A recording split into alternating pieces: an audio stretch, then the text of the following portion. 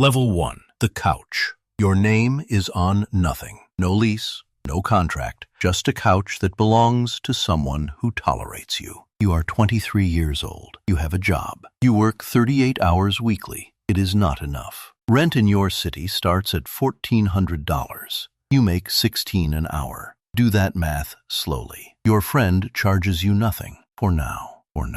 You sleep with your shoes on. Not from danger exactly. From readiness. From habit. From knowing this ends soon. You have $80 saved. Your phone bill is due. You skip lunch again today. America has 653,000 unhoused people. You are not counted yet. You are the invisible number. The one before the statistic. Level 2. The waiting list. You found a program. A housing assistance program. You filled out the forms. 47 pages. No exaggeration. You submitted everything required. That was 2 years ago. You are still waiting. The average wait time nationally is 26 months minimum. In Los Angeles, it is 11 years. 11 years. You call every Tuesday morning. Hold music, then a voicemail, then nothing, then Tuesday again. You moved 3 times already. Each move costs you money. Money you do not have. Section 8 vouchers exist. 2 million families use them. 5 million more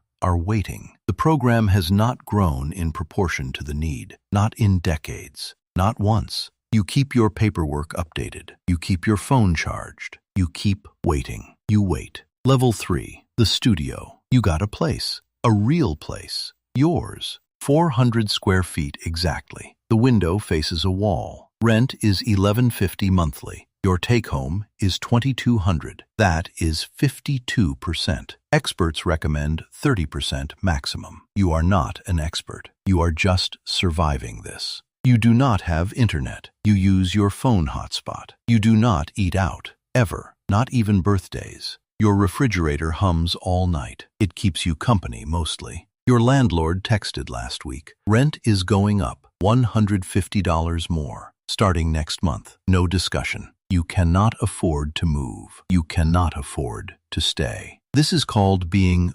rent-burdened. 40% of American renters live inside this exact trap. You are not alone here. That does not help, though. Level 4. The roommates. You found 3 people online. Strangers. Complete strangers. 4 total. You share a 2-bedroom apartment in a city that costs $3,000 a month. You each pay $750. It is the only math that actually works right now. One roommate works night shifts. One cries through the walls. One never cleans the bathroom. You have learned to adapt. You keep food in your room. You label everything you own. You wear headphones constantly now. Not for music, for silence, for the illusion of privacy. You are 31 years old. You share a bathroom with people you met on Reddit. This is not failure exactly. This is arithmetic, pure arithmetic. Between 2010 and 2022 nationally, doubled-up households increased by millions.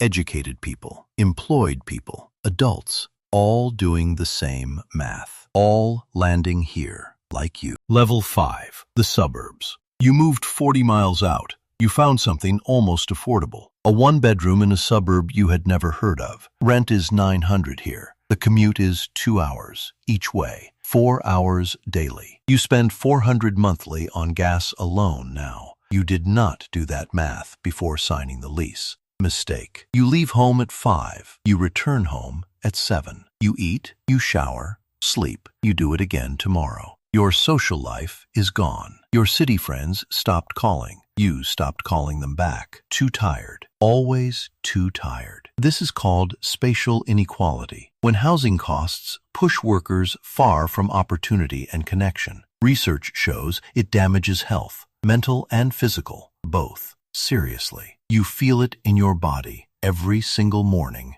at 5. Level 6. The buyer. You decided to buy something. You saved for 6 years. You have $30,000. The average down payment nationally is now over $60,000. You are halfway there. Half. You get pre-approved for a loan. The number feels almost real. $300,000 approved. You search your city online. Nothing. Absolutely nothing. Not one thing. You search the next city. You find one listing. One. It sells in 4 days. Cash offer, over asking price. You were not the buyer. Between 2020 and 2023 nationwide, home prices rose 40%. Wages rose 11%. 11. The gap does not close. Institutional investors bought hundreds of thousands of homes during that period, converting them into rental properties, removing them from your reach, permanently, mathematically, completely gone. You keep your saved search open, just in case, just in case.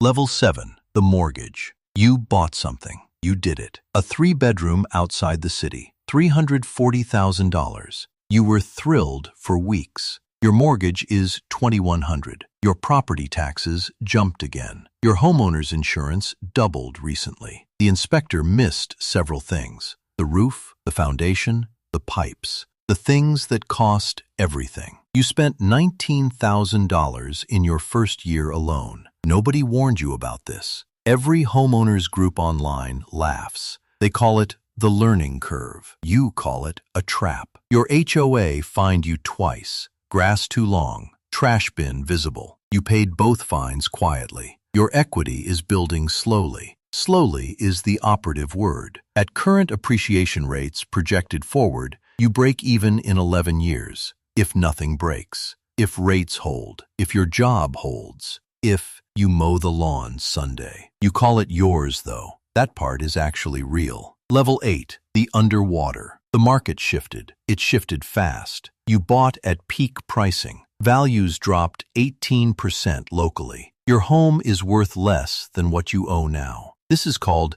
being underwater. It happened to millions before. 2008 was the famous version. Yours is quieter, more personal. You cannot sell without losing. You cannot refinance to improve. You are frozen inside an asset that is bleeding you monthly. You took on a second job, weekends, both days, every week. Your partner is exhausted and angry. You are exhausted and quieter. The conversations have mostly stopped now. You talk about the house, about the cost of the house, about the weight of the house. The American housing crash of 2008 wiped out $9 trillion in household wealth nationally total, disproportionately from Black and Latino families, disproportionately from first-time buyers, people like you. History does not repeat exactly, but it rhymes. It always rhymes. Level 9, the landlord. You own 2 properties now. You became the other side. You tell yourself you are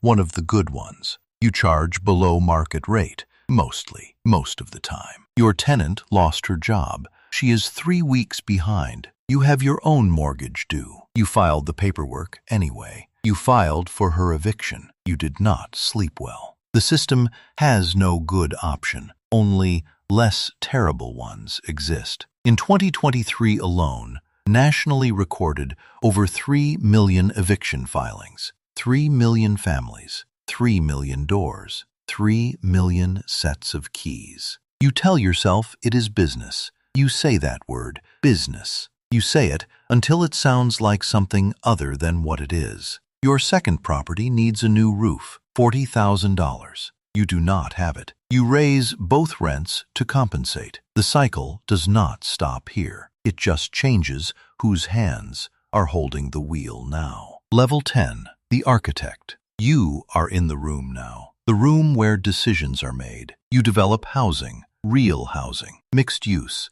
urban infill, high density. You have been through the process. Permits, zoning hearings, community meetings, people screaming about parking spaces, about property values, about change, about anything except the actual problem. America is short by millions. Estimates range from 3 million to 7 million housing units, depending on who is counting and who they want to see. You submitted plans for 200 units, affordable, well-designed, transit-adjacent, ready. The city council voted it down, 4-3, 4-3. Neighbors said it would change the neighborhood. It would. That was the point. You resubmit with fewer units. You negotiate away the affordability requirements. You build what the market allows. not what the people need. You remember being 23 once, sleeping on a couch, shoes on, $80 in your account, waiting for something to open. You are still waiting for that, just from a different chair now. Comment below